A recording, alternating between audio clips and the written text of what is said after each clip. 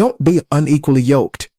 We've heard that phrase so many times in conversations about dating and marriage that most people assume that's what the passage is about. Actually, it isn't. When Paul wrote those words in 2 Corinthians, he wasn't teaching on marriage. He was teaching a much broader principle that many people have overlooked. Now, that principle certainly applies to marriage, but marriage isn't the subject of the passage. The problem is that we've taken a broad spiritual principle and reduced it to a relationship slogan. So let's talk about what Paul was actually saying. First, let's talk about what a yoke is. A yoke was used to join two animals together so they could work together, move together, and pull together toward the same objective. The purpose of the yoke was alignment.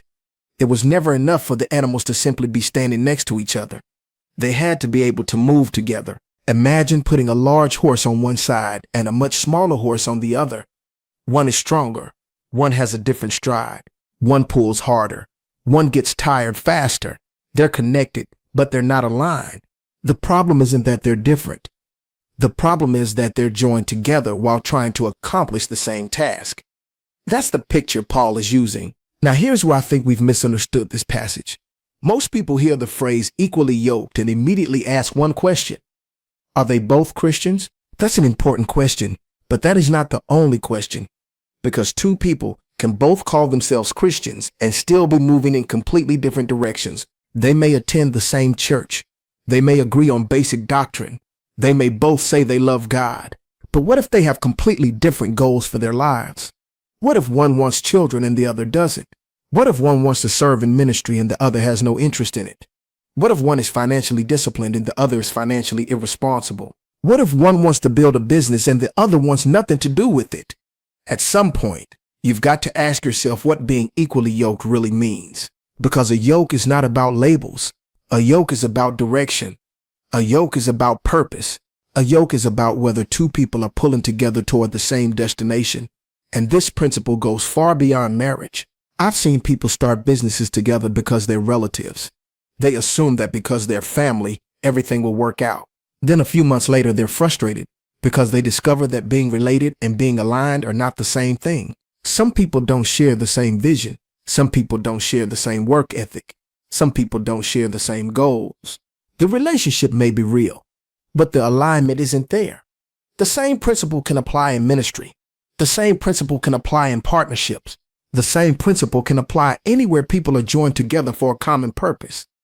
Now let's look at the context of what Paul is saying.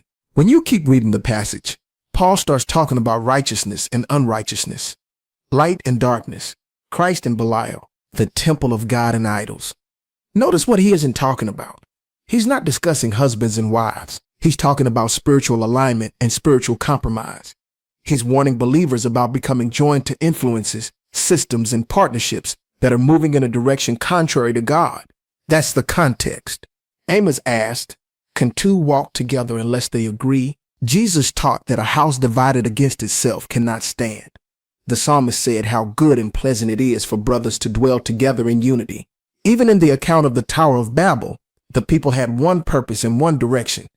Now what they were doing was wrong, but they were united. They were moving together toward the same objective. The Bible repeatedly shows us the power of agreement, unity, and alignment. That doesn't mean agreement alone makes something right, but it does show us that alignment matters. So when Paul talks about being unequally yoked, he's teaching something much bigger than what many people have reduced it to. Marriage is an application, a very important application, but it is not the subject of the passage. The real issue is alignment. The real issue is direction. The real issue is whether the people who are joined together are moving toward the same purpose. So the next time you hear someone quote the phrase, "Don't be unequally yoked," don't immediately assume it's only about marriage. A yoke was never designed to tell you who was standing beside you. A yoke reveals where you're trying to go. I'm Marcus V. Brown, and I hope you got something out of this.